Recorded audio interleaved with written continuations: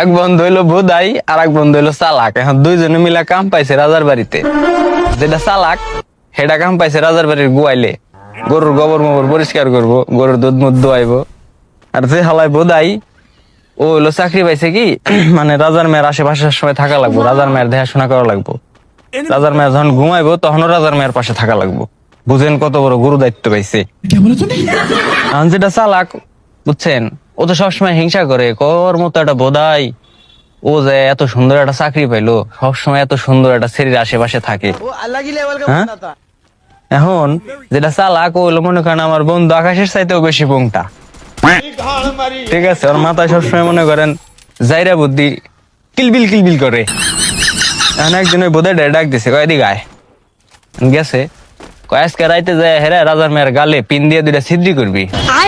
হ্যাঁ, তারপরে সাপ সাপ কয়ে চিৎকার দিবি, বুঝছা? अच्छा যখন মনে কর সব লোকজন আসবো, আসার পরে কইবি কি আমার বন্ধু তুই যা, আমার বন্ধু তুই যা, ওরে ডাক দেন।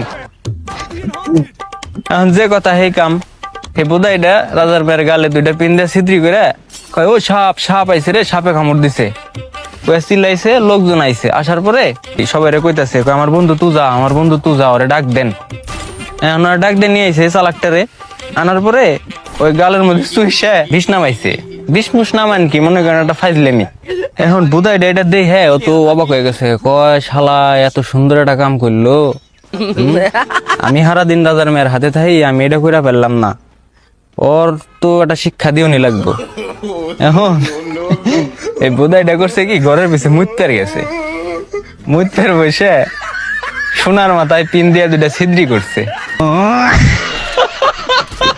ছিদ্রি করে তো চিল্লানি দিছে, কই সাপে কামড়াইছে না, আমারে সাপে কামড়াইছে।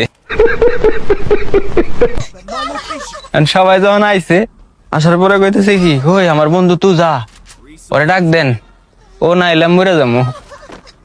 এখন ওর বন্ধুরে চালাকটারে মনে করেন সবাই জোর জবরদস্তি করে নিয়ে আসে। আনার পরে ওই জ্বর বিছনা পাইতে